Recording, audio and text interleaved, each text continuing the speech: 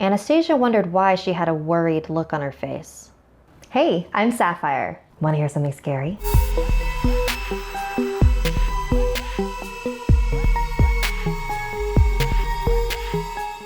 Before we head into our next chapter, make sure you subscribe to Snarled and turn on the bell for notifications. This next story comes from Anastasia in Colorado, who vacationed in a haunted cabin in the woods. It was 2010, and Anastasia was 7 years old. One day, her father told the family about a lovely cabin in the mountains of Colorado, which his friend rented out year-round. It was pretty far from any major roads and tucked away in a grove. There was a rushing river and a waterfall. He wanted to visit in the wintertime, and her mother thought it was a great idea too, and so they planned a short vacation at the cabin.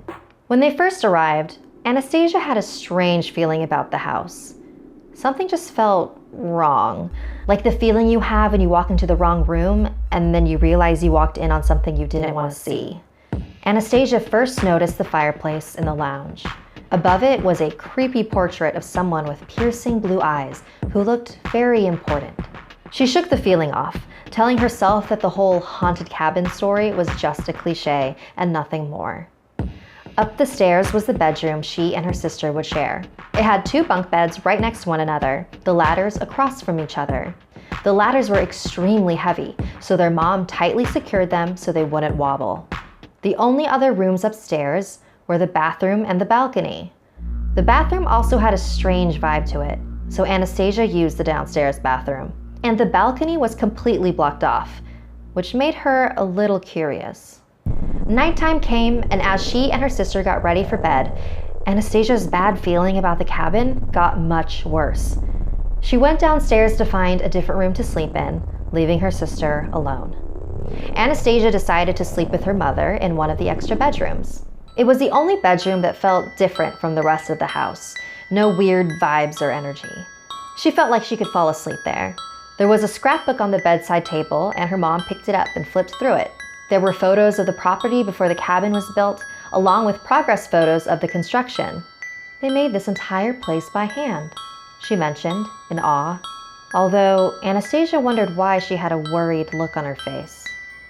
Anastasia was able to sleep comfortably through the night with no strange occurrences. And then the morning came. She and her mom walked into the kitchen to make breakfast and paused. Every single cabinet in the kitchen was open about 45 degrees. There was shattered glass all over the floor, and yet none of the windows or doors were broken. The glass had seemingly come from nowhere. The snow flurried outside. Her sister was still asleep. What happened last night? They decided to sweep up the glass and close all the cabinets and forget about it. Although Anastasia noticed her mom had that same worried look as the night before.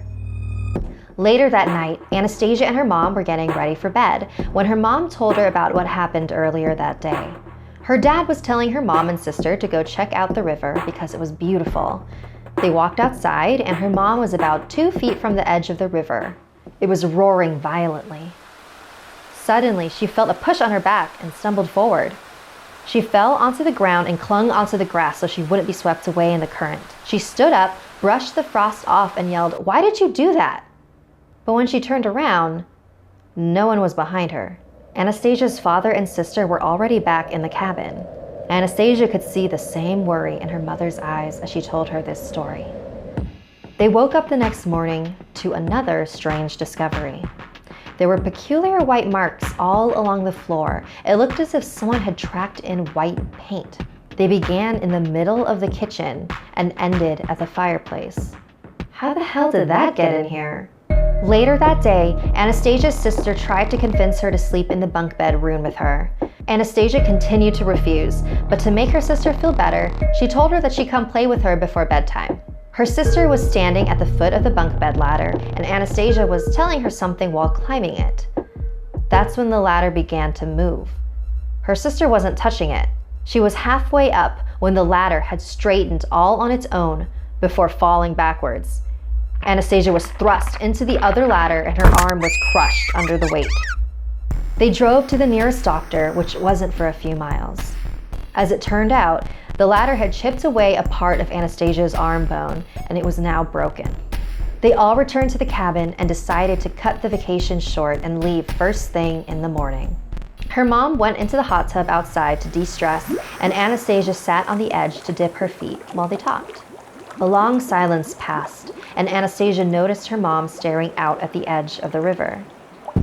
There, she saw a young lady with long brown hair wearing a green striped shirt. She'd never seen her before. She walked around the side of the house, and Anastasia got up and followed her.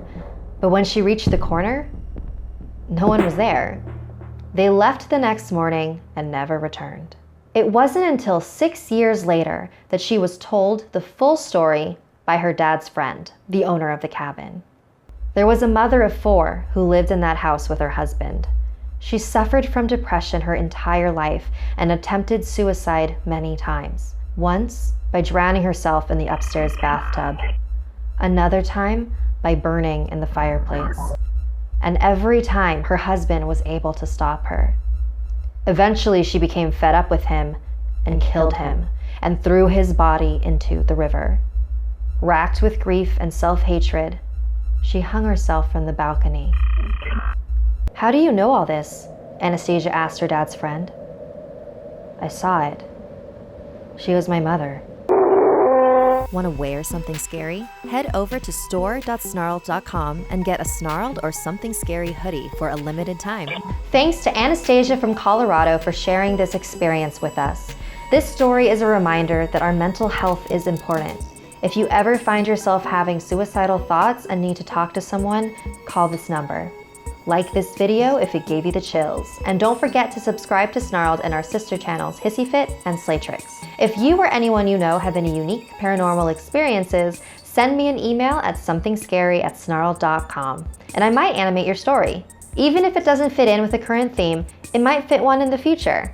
And if your story doesn't make it into an episode, tune into my weekly live stream every Wednesday at 4:30 p.m. Pacific Standard Time, and I might read it live. If you dare, follow me on Instagram, Twitter, and Facebook. Until next time, sweet dreams.